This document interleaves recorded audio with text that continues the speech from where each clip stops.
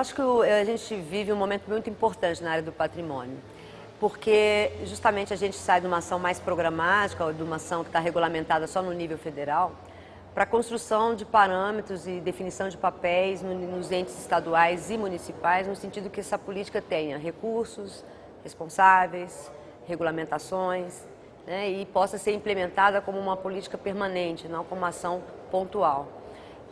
Ao articular os 3 entes federais, isso exige todo um desenvolvimento institucional, toda uma articulação com outros setores de governo, uma articulação também com a sociedade. Então, essa transformação em política de Estado nos dá uma consistência de atuação muito mais estruturada e capilarizada num país do tamanho do Brasil. A área da educação patrimonial, ela vai estar possibilitando duas frentes muito importantes. Uma de você estar articulando com a sociedade a questão do patrimônio, quer dizer, desenvolvendo essa apropriação por parte da sociedade, essa colaboração de saberes com a comunidade, no sentido de se apropriar desse patrimônio e usufruir desse patrimônio da melhor maneira, né, localmente também, né? Ao mesmo tempo, a educação patrimonial, ela pode propiciar uma nova valoração com relação à nossa identidade cultural. E se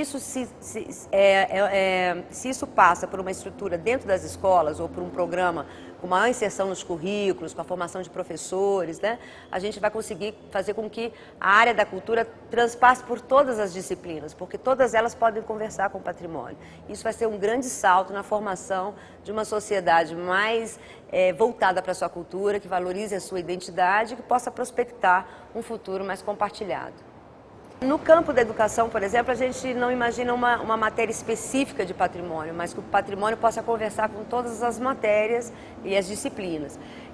Ao mesmo tempo, isso vai exigir também, no campo da formação, uma articulação com outros campos e setores da sociedade, não só com as universidades, mas também com a iniciativa privada, porque você tem grande parte dos imóveis protegidos que são de propriedade privada. Então, essa ação também de sensibilizar, né, proprietários, também pode se dar no campo da educação, de você, na verdade, buscar esse diálogo, né, porque a educação como um campo dialógico, de um campo de construção de saberes, né, ela pode estar envolvendo outros atores que não necessariamente os atores mais tradicionais, seriam a comunidade e as escolas, né?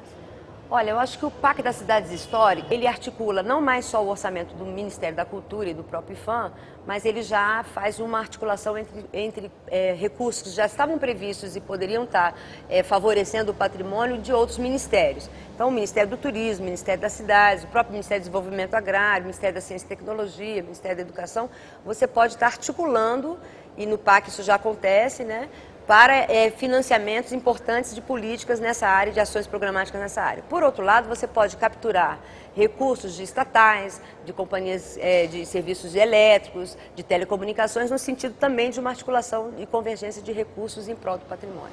Então, isso faz com que a gente avance na capacidade de gerir esse patrimônio, né, e de se qualificar também para essa gestão. Uma das diretrizes colocadas pelo Fórum Nacional é justamente um plano de comunicação, né? O setor de patrimônio, por muitos anos, foi reconhecido como um setor mais fiscal, um setor que protege, mas que, ao mesmo tempo, não dialogava com as comunidades. Eu acho que essa capacidade de falar qual o nosso ponto de trabalho, qual o nosso foco e esclarecer isso junto à comunidade é essencial para que esse trabalho seja valorizado. Não só o trabalho do IPHAN, mas o trabalho de todos os entes que trabalham com patrimônio cultural no país. Então, acho que o plano de comunicação, o uso de mídias, da rádio, da TV, das TVs comunitárias, das TVs universitárias, pode dar uma potencialidade muito grande poder articular esses recursos. Por outro lado, você tem aí a internet, né, que tem que estar sendo passível de acessar todo esse conhecimento, as informações estruturadas sobre patrimônio, onde estão esses bens, como eles são protegidos, quais as leis que regulamentam essa matéria, qual é a literatura que fala sobre isso, os grandes especialistas. Então, há uma perspectiva de redes de informação,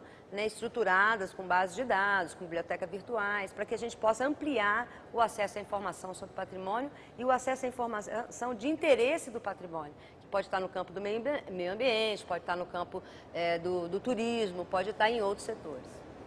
Qual que é a sua projeção da área do patrimônio dos próximos anos?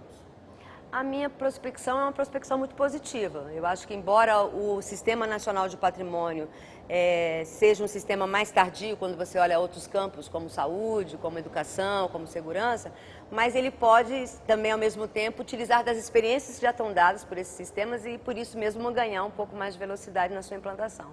Então, a minha perspectiva é uma perspectiva muito positiva. Eu acho que a gente vive um momento muito fértil institucionalmente e onde a sociedade tem respondido também com a participação, legitimando esse processo.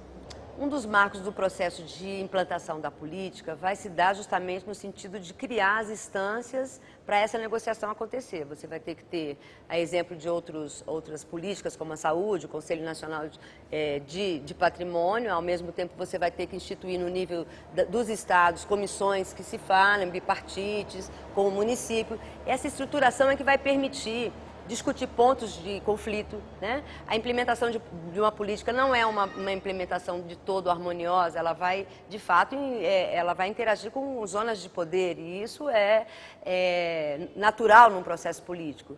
O importante é garantir que esse processo seja feito de uma maneira ética, de uma maneira democrática, onde haja capacidade de escuta desses órgãos, onde haja capacidade de construção de novos marcos regulatórios que esclareçam essas zonas de superposição. Então, eu creio que na implementação não há uma receita, mas há, sim, uma diretriz no sentido de que há um objetivo comum que nos une e a gente tem que trabalhar para fazer ele efetivamente uma realidade.